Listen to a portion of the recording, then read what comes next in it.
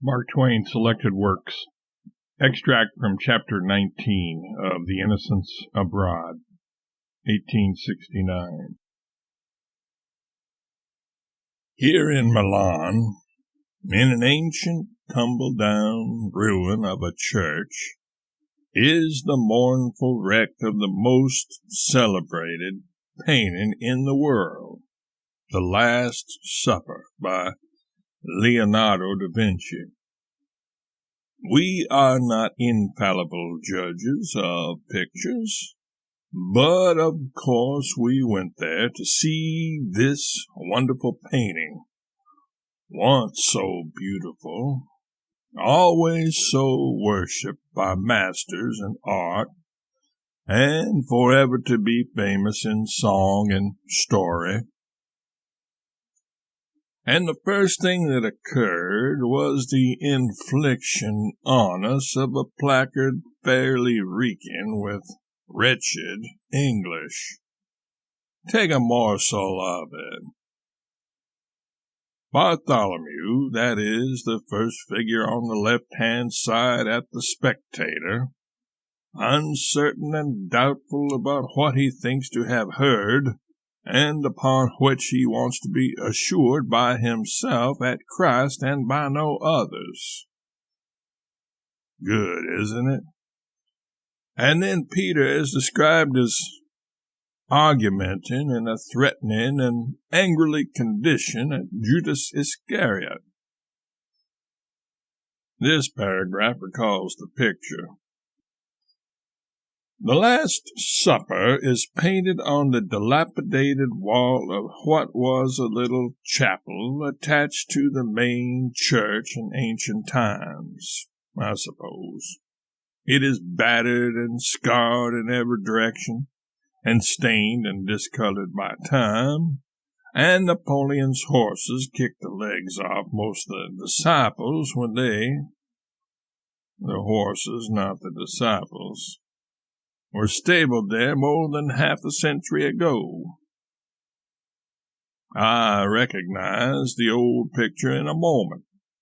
The Savior with bowed head seated at the center of a long, rough table with scattering fruits and dishes upon it, and 6 disciples on either side in their long robes talking to each other. A picture from which all engravings and all copies have been made for 3 centuries. Perhaps no living man has ever known an attempt to paint the Lord's Supper differently. The world seems to have become settled in the belief long ago that it is not possible for human genius to outdo the creation of Da Vinci's. I suppose painters will go on copying it as long as any of the original is left visible to the eye. There were a dozen easels in the room, and as many artists transferring the great picture to their canvases.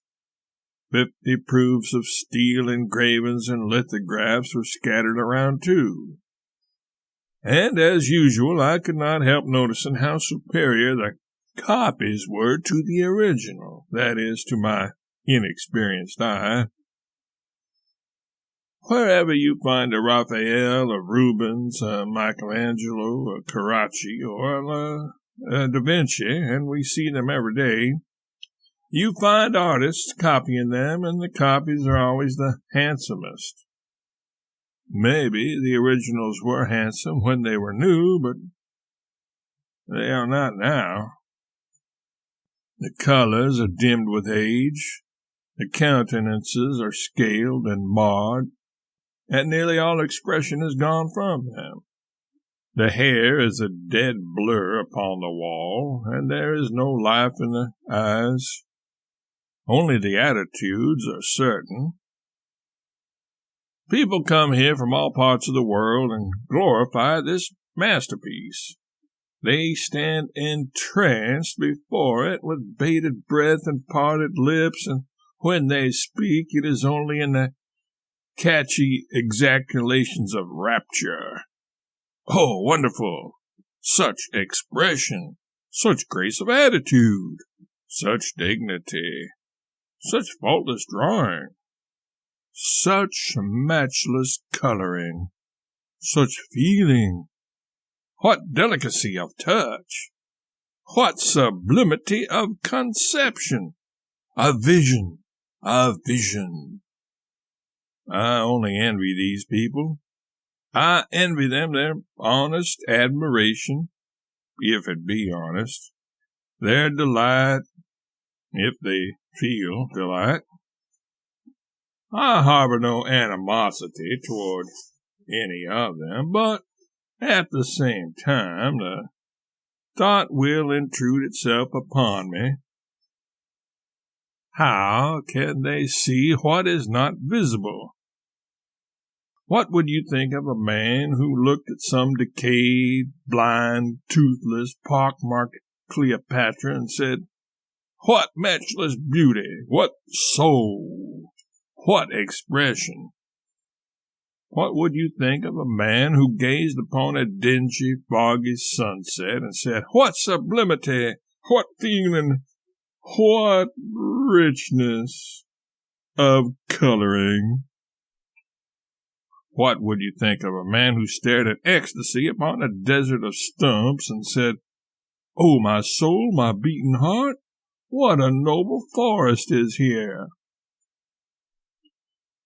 You would think that those men had an astonishing talent for seeing things that had already passed away. It was what I thought when I stood before the Last Supper and heard men apostrophizing wonders and beauties and perfections which had faded out of the picture and gone 100 years before they were born. We can imagine the beauty that was once in an aged face. We can imagine the forest if we see the stumps. But we cannot absolutely see these things when they are not there.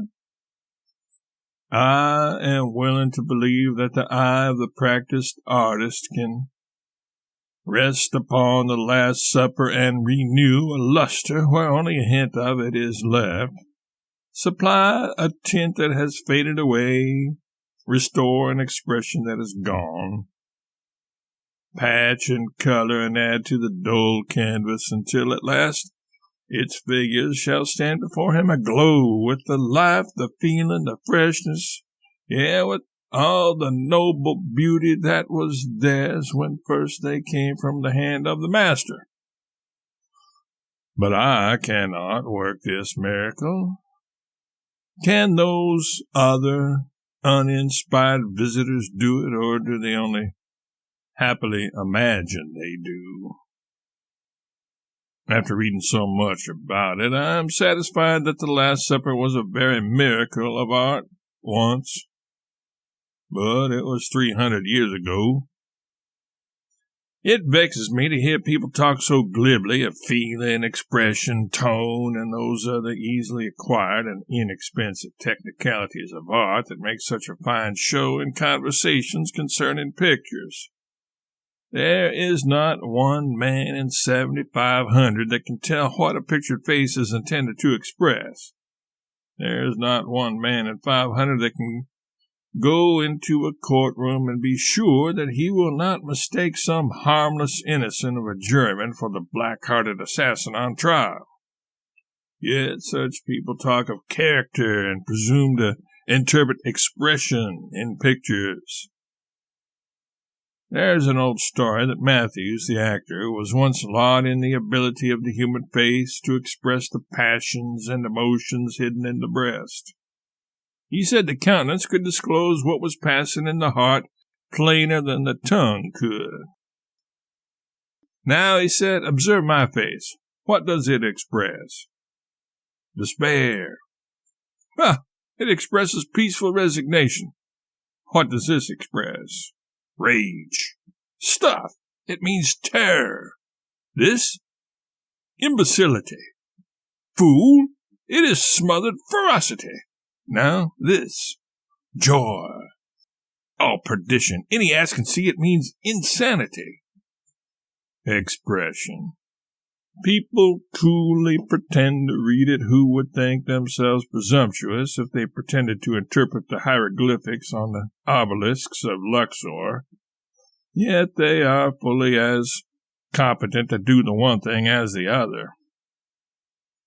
I have heard two very intelligent critics speak of Murillo's Immaculate Conception, now in the museum at Seville, within the past few days. One said, "Oh, the Virgin's face is full of the ecstasy of a joy that is complete, that leaves nothing more to be desired on earth."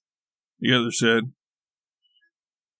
"Ah, that wonderful face is so humble, so pleading. It says as plainly as words could say it, 'I fear, I tremble, I am unworthy, but thy will be done. Sustain thou thy servant.'" The reader can see the picture in any drawing room. It can be easily recognized. The Virgin, the only young and really beautiful Virgin that was ever painted by one of the old masters, some of us think, stands in the crescent of the new moon, with a multitude of cherubs hovering about her and more coming. Her hands are crossed upon her breast, and upon her uplifted countenance falls a glory out of the heavens. The reader may amuse himself, if he chooses, in trying to determine which of these gentlemen read the Virgin's expression aright, or if either of them did it. Anyone who is acquainted with the old masters will comprehend how much the Last Supper is damaged when I say that the spectator cannot really tell now whether the disciples are Hebrews or Italians. These ancient painters never succeeded in denationalizing themselves. The Italian artists painted Italian virgins, the Dutch painted Dutch virgins, the virgins of the French painters were French women. None of them ever put into the face of the Madonna that indescribable something which proclaims the Jewess, whether you find her in New York and Constantinople, in Paris, Jerusalem, or in the Empire of Morocco. I saw in the Sandwich Islands once a picture copied by a talented German artist from an engraving in one of the American illustrated papers. It was an allegory, represented Mr. Davis in the act of signing a secession act or some such document. Over him hovered the ghost of Washington in warning attitude, and in the background a troop of shadowy soldiers in continental uniform were limping with shoeless, bandaged feet through a driving snowstorm.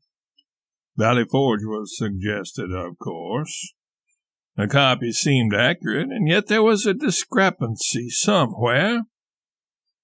After a long examination, I discovered what it was. The shadowy soldiers were all Germans. Jeff Davis was a German. Even the hovering ghost was a German ghost. The artist had unconsciously worked his nationality into the picture. To tell the truth, I'm getting a little perplexed about John the Baptist and his portraits. In France, I finally grew reconciled to him as a Frenchman. Here he is unquestionably an Italian. What next?